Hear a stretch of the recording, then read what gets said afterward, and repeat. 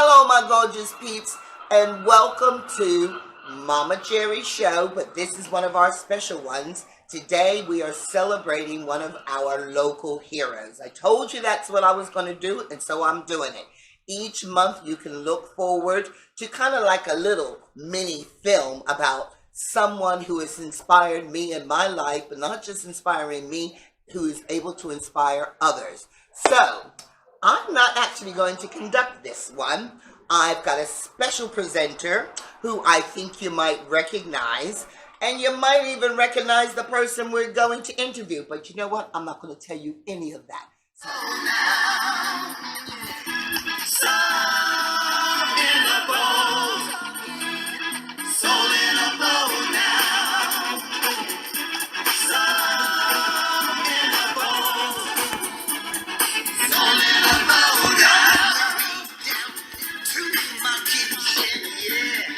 don't stick your hand in any hot water. I got cook's fingers. I'm used to this kind of stuff, okay? Use a spoon. You wanna do it, do it, do it. let's see if we can go in. Keep it tight. Oh my God, it's Katrina! Hi, Katrina. Can you say hello to our peeps? Hi, everybody. And who do you have with you today, Katrina? I'm not sure. Sorry, who are you? This is my dad. This is my dad, Rachel, and I'm absolutely thrilled to be able to be interviewing my dad today. Okay, Yeah. so before we do that, even though this is a hero video, we still need y'all to subscribe. So hit that button, hit the notification button, go get yourself a cup of tea or a tequila, anything starting with T, and sit back and enjoy, because you are going to be engrossed in the life and times of an artist. Over to you, Kat. Well, hello, Dad. Good morning, my daughter. Well, I know who you are, but maybe everybody else doesn't know who you are. So if you could just introduce yourselves to everybody, please. Camera, that would be amazing. I'm Katrina's daddy, Rachel. A bit more, where you're from. Oh, right. I'm from Brooklyn, New York. I grew up in Brooklyn, New York. I was born in Wilson, North Carolina. And strangely enough, I came from Wilson, North Carolina to the United Kingdom to help my daughter move. And just like the first time, I didn't intend to stay, but I'm staying. Yeah. And I'm in my own life, which is very interesting. It's fantastic. So, just a quick, let's get you into this. What's your first memory that you can remember? Of what? Life, being, Oh. existing. Gosh. My very first memory is walking down a dirt road in North Carolina. I guess my grandfather's wagon. He was a farmer, and he used to go into Wilson to sell his goods. Mhm. And I imagine I used to come with him because I remember him, telling me things like saying hello to the wind and saying hello to the trees, which I taught you in You Kristen. did.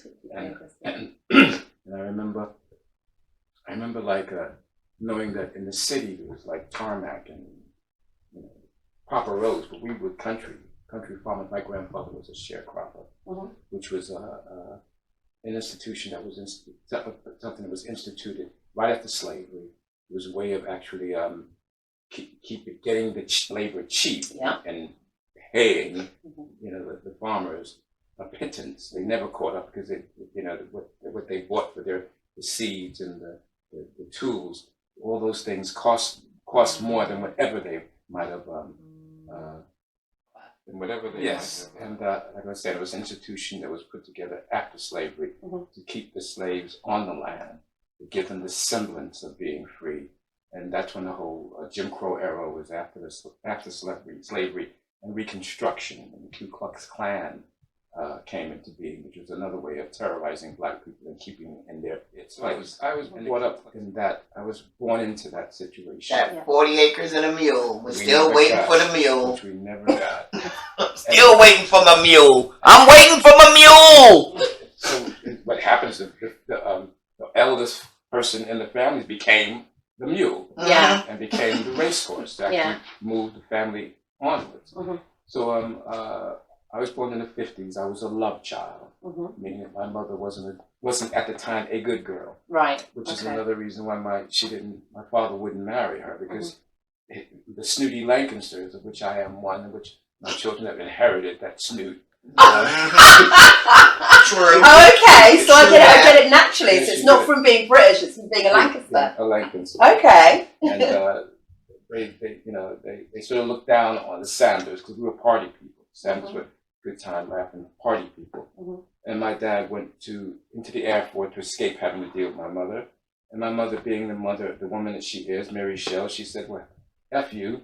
She took me to New York City when I was 2. So one of my first memories as well, getting back to your question, was coming into New York City. I remember getting on the train. I remember seeing the sunlight on the rock wall. I knew I was going somewhere. And I remember arriving in New York City and thinking that there's all these spiders because I was in the train and looking down, and there's all these people in Grand Central Station. And so my first memories are like slideshows that come in and out. I remember standing at the table in North Carolina on a box that was too short to reach the thing. Me and my uncle Arthur, and I remember burning my booty on the sort of like a stove like that. Okay, like an old-fashioned stove. Old-fashioned stove like that. And so my first memories are like flash shot. What do you call them things? Slideshows. Slideshows. Yeah.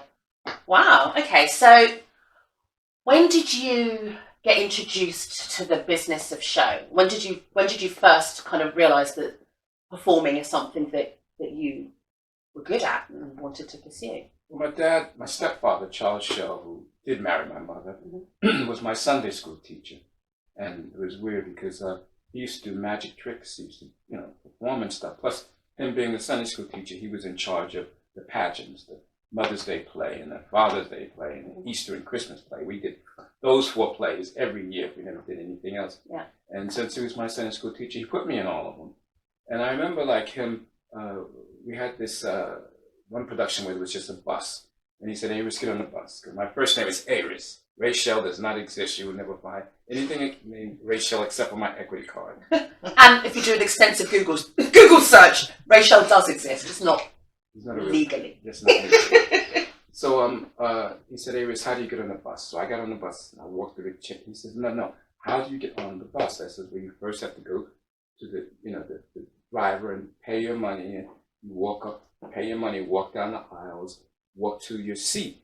So he says, "Look, we can't bring a whole bus in here, but if you see the bus, and if you believe you're in the bus, the audience will believe." And this is from a man with a 3rd grade education, had never directed anything except what we were doing.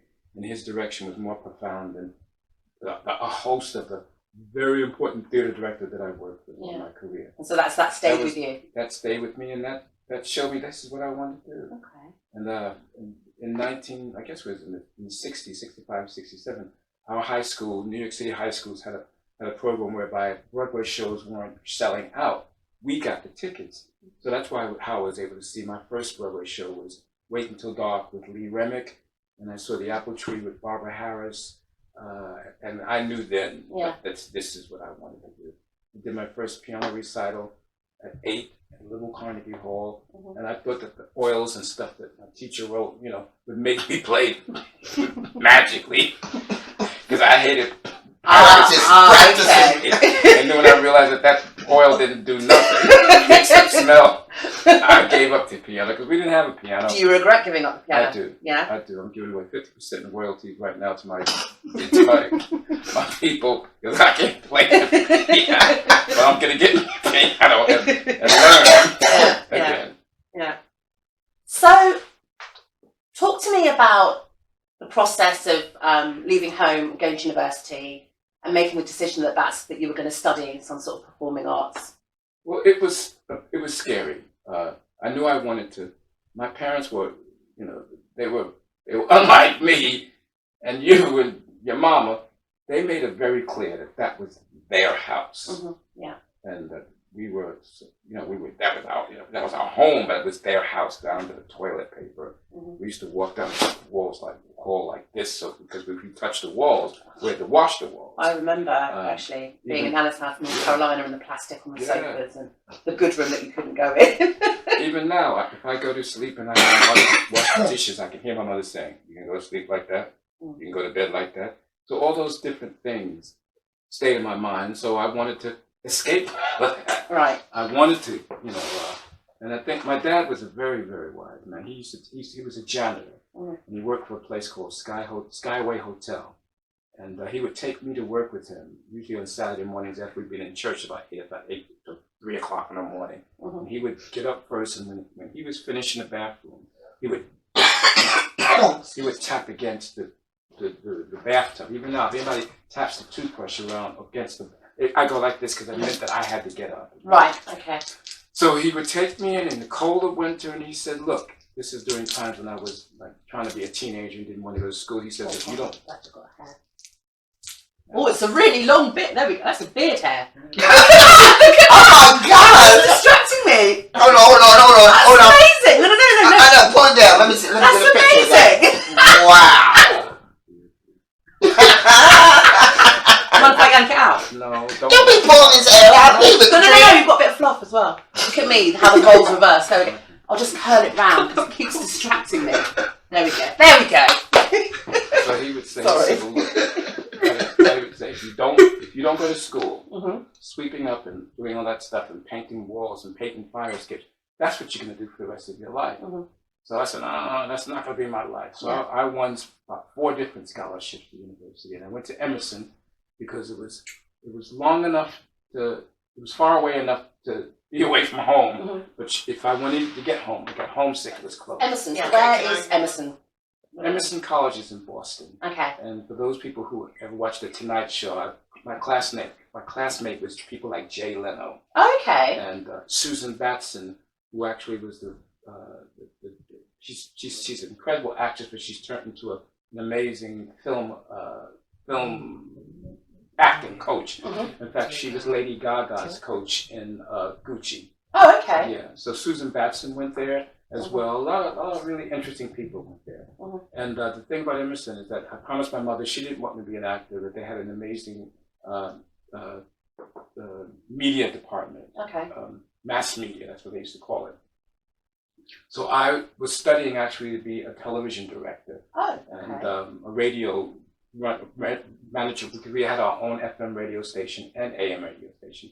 But I was always looking at the talent. I would be the, Ray, you got to call the camera out, because I'd be looking at the actor acting. And I'm going, I'd rather do that. Yeah. And now I'd rather do this. But anyway, but for our acting school, you had to audition for each class, like freshman audition. And every, by the time I got to my senior year, and half the class had fallen away, because if you didn't, get to you wouldn't be, Oh, so you didn't automatically progress? No, you didn't automatically. They felt that it was wrong of them to take people's money when they knew that they wouldn't have any chance. That's ethical. I applaud that, actually. So we dealt with rejection, and you see these kids that, it's like in Fame, that girl, she wanted to think she was going to throw herself with the... And she said, I'll become a dance major. So it was that kind of thing. Yeah. So when did you start performing? Were you performing professionally while you were at university? There was. My first year, they had a thing called the People and Players project, where they got on a bus and went into the heart of the city and performed stuff for other inner city youth, which was great because other young people were able to see black people, do something. And at that time, a summer job for a minute was working at May's department store as a cashier. But there was a show called The Me Nobody Knows that Irene Cara was in, Beverly Bremas was in, off-Broadway at the Orpheum Theater. And I went to see it. And then they had to audition for it like a couple of days later. But I didn't have an agent, I didn't have a manager. But me being me, I went to the Brill building, because I told me that's where all the managers were. And me having our connection with the Lord, I went and knocked on the door of a lady called Yvette Schumer, Harold Munchnick, personal managers. And it so happened that they were the managers of the director of the show. Okay. So I went in there and said, look, I want to audition for The Me Nobody Knows. I don't have an agent. Can you help me? They said, yeah. Can you sing? I said, yeah. They said, we'll sing.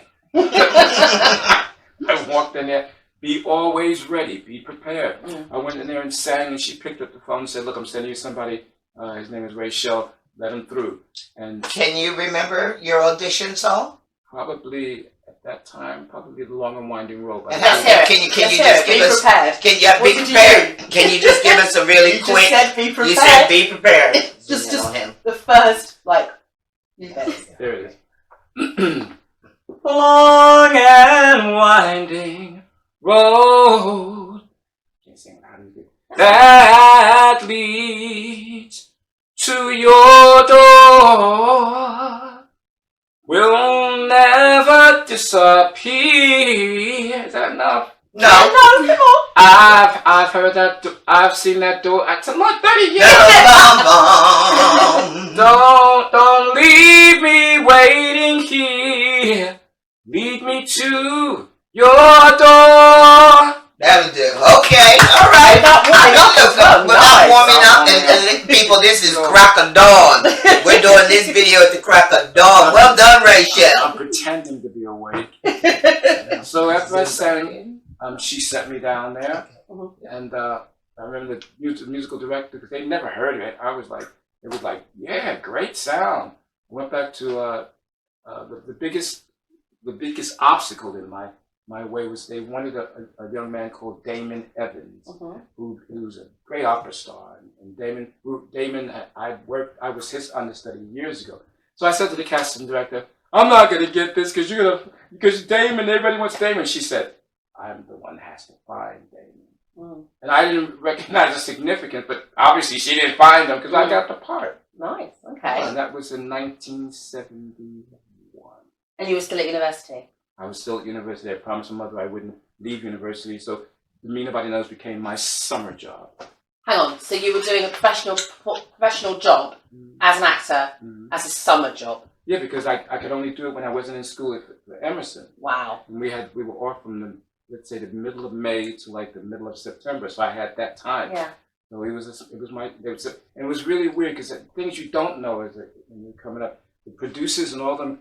Now that I think about it now, they flew all the way from New York to Philadelphia because we were in Philadelphia. That's why Philadelphia has such a great, part of my life. Yeah. We were at the Playhouse in the Park in Philadelphia, and they came there and said, "Well, Ray, what do you want to do now?" They didn't say, "We want you." They asked, "What do you want to do?" And I said, "Well, I have to go back to school." And I remember them sort of looking at each other, and they would say, "Oh, okay," because I didn't say, "Yeah, I want to be." I didn't know. I didn't know, and I promised my mother.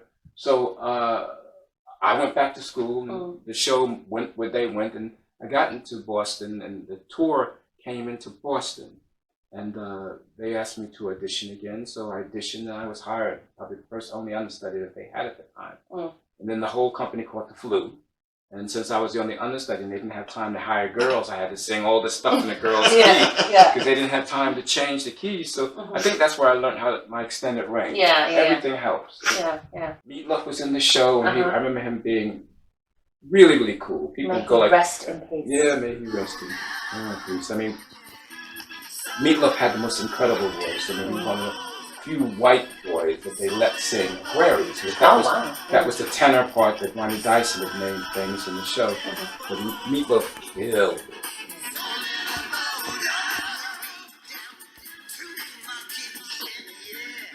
Don't stick your hand in any hot water. I got cook's fingers. I'm used to this kind of stuff, okay? Use a spoon. It's gonna be like rubber, all right? And you don't want rubber in your dish. Sweet potato and the flavoring kind. Talking about my cornbread. Push up it in the bowl, yeah.